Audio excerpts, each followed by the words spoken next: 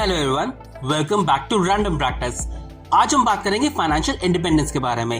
Financial independence वो situation है जहां पर आप इनफ फाइनेंशियल रिसोर्सेज एक्यूमुलेट कर चुके हैं ताकि आप बिना नौकरी के या बिना कोई काम किए भी अपने जीने के सारे खर्चे बेयर कर सकते हैं। अब यहाँ ध्यान रखने वाली बात यह है, फाइनेंशियल इंडिपेंडेंस का मतलब ये नहीं कि हम काम ही नहीं करेंगे, बल्कि इसका मतलब ये है कि आपको एक पीस ऑफ माइंड मिलेगा to choose a career you want, और आप फर्दर अपनी जॉब छोड़कर अपने असली गोल्स जो आप अचीव करना चाहते हैं लाइफ पे, उस पे कंसंट्रेट कर सकते हैं। क्यों? क्योंकि आपके घर के खर्चे चलाने के लिए आप फाइनेंशियली इंडिपेंडेंट हो चुके हैं। पूरी वीडियो पसंद आए तो चैनल को लाइक और सब्सक्राइब जरूर कीजिएगा और बेल आइकन को दबाना ना भूलिए। अगर आपकी नई नौकरी लगी है तो फाइनेंशियल इंडिपेंडेंस आपके लिए एक बहुत बड़ा टर्म बन जाता है। आप खुद सोचते हैं कि अपने खर्चे चलाऊं या फाइनेंशियल इंडिपेंडेंट बनने की तरफ जाऊं। इसलिए मैं आपको एक स्टेप बाय स्टेप प्रोसेस बताता हूं। कुछ रूल्स हैं जो आपकी जॉब पे लगने के बाद आप फॉलो करें तो आप फर्दर लाइफ में कुछ सालों में फाइनेंशियली इंडिपेंडेंट बन पाएंगे। चलिए शुरू करते हैं। Number 1, create a budget and stick to it. पहला स्टेप फाइनेंशियल इंडिपेंडेंस की तरफ ये है कि आपको क्लियर अंडरस्टैंडिंग होनी चाहिए कि मेरी इनकम कितनी है और मेरे एक्सपेंसेस कितने हैं। अपने एक्सपेंसेस को ट्रैक करने से आपको क्लियरली पता चलेगा कि क्या चीजें हैं जो आप इम्पोर्टेंट है और जिन पे पैसा खर्चा करना है, और कौन सी ऐसी चीजें हैं जिनके ऊपर आप कट कर सकते हैं अपने एक्सपेंसेस और पैसे बचा सकते हैं। एक जनरल रूल की तरह आप अपने एक्सपेंसेस को 50% रखिए अपनी नीड्स की तरफ, 30% अपनी वॉन्ट्स की तरफ और 20% सेविंग्स या अगर आपके ऊपर कोई एजुकेशन लोन है उसकी रीपेमेंट की तरफ। इसमें आपके एक्सपेंसेस को ट्रैक में रखना बहुत ही जरूरी है। एक्सपेंसेस चाहे कितने भी छोटे क्यों ना हो, अगर आप ट्रैक में रखेंगे आप प्रॉपर एक बजट क्रिएट कर पाएंगे और उतना ही खर्चा करेंगे जितना की आपको जरूरत है। Point number 2, build an emergency fund. Emergency fund बहुत ही ज्यादा इंपॉर्टेंट है फाइनेंशियल सिक्योरिटी के लिए। लाइफ काफी अनप्रेडिक्टेबल होती है, कोई अनएक्सपेक्टेड मेडिकल एक्सपेंस या आपकी जॉब चली जाती है या और कोई भी ऐसा खर्चा जिसके लिए आपको इंस्टेंट पैसों की जरूरत है। इसलिए मिनिमम 6 महीने के आपके घर के खर्चे आपके बैंक में रिजर्व पड़े होने चाहिए एज एन इमरजेंसी फंड, ताकि कोई भी ऐसी सिचुएशन हो उसको टैकल करने के लिए आपके पास पैसे हो। नंबर 3, प्रायोरिटाइज डेब्ट रीपेमेंट।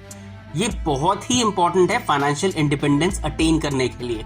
अगर आपने कोई भी लोन लेकर रखा है, आपकी प्रायोरिटी नंबर 1 होनी चाहिए टू पे ऑफ द लोन। ऐसा करने से आपकी ईएमआई खत्म हो जाएगी, आपके एक्सपेंसेस कम होंगे और आपके लिए फाइनेंशियली इंडिपेंडेंट बनना और ज्यादा आसान होगा। अगर आपके पास एक से ज्यादा लोन है तो प्रेफर करें कि जिस लोन का इंटरेस्ट ज्यादा है उससे पहले खत्म करें और उसके बाद दूसरे लोन को खत्म करें जिसका इंटरेस्ट कम है। Number 4, invest for the future. आप पैसा सेव जरूर कर रहे हैं पर इन्फ्लेशन की वजह से आपके पैसे की वैल्यू हर साल कम होती जाती है। इसलिए पैसे को इन्वेस्ट करके फर्दर ग्रो करना बहुत ज्यादा जरूरी हो गया है ताकि आपके सेव्ड इन्वेस्टमेंट्स आपको रिटर्न्स जनरेट करके दें। इसके लिए आप स्टॉक मार्केट में इन्वेस्ट कर सकते हैं, आप चाहे तो म्यूचुअल फंड्स में इन्वेस्ट कर सकते हैं, और अगर काफी पैसे हो तो आप रियल एस्टेट में भी इन्वेस्ट कर सकते हैं। इन सब के अलावा गवर्नमेंट की कुछ स्कीम्स हैं जैसे public provident fund, national pension scheme, आप उन सब में भी इन्वेस्ट कर सकते हैं। आप अपने फाइनेंशियल एडवाइजर से बात करें या अपने बैंकर से बात करें जो सही तरह से आपको गाइड कर सके और जिसकी मदद से आप ढंग से इन्वेस्ट करके अपने पैसे को ग्रो कर पाए। Number 5, build multiple income streams. अगर आप एक ही इनकम स्ट्रीम पे रिलाई करेंगे जो कि आपकी जॉब, तो ये बहुत ज्यादा आपके फाइनेंशियल पोटेंशियल को लिमिट कर देगा। पर अगर आप मल्टीपल इनकम स्ट्रीम जनरेट करेंगे, ये ना कि सिर्फ आपकी इनकम को बूस्ट करेगा बल्कि आपकी फाइनेंशियल सिक्योरिटी को भी बहुत बढ़ाएगा।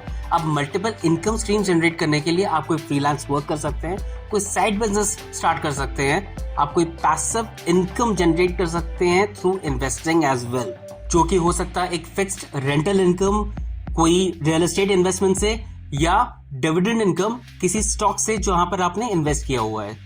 Number 6, invest in yourself. आपकी प्रोफेशनल और पर्सनल ग्रोथ के लिए बहुत ही इंपॉर्टेंट है कि आप अपने ऊपर इन्वेस्ट करें।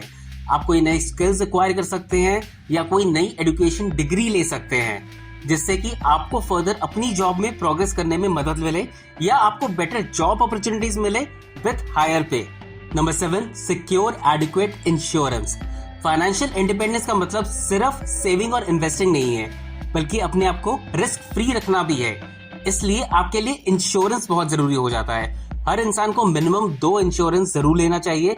एक हेल्थ इंश्योरेंस किसी भी हॉस्पिटलाइजेशन के एक्सपेंसेस को कवर करने के लिए, और दूसरा लाइफ इंश्योरेंस, ताकि अगर कोई मिस हैपनिंग होती है आपके डिपेंडेंट्स को वो पैसा मिल पाए और वो फर्दर फाइनेंशियली सिक्योर रहें। Last point, surround yourself with financially savvy people.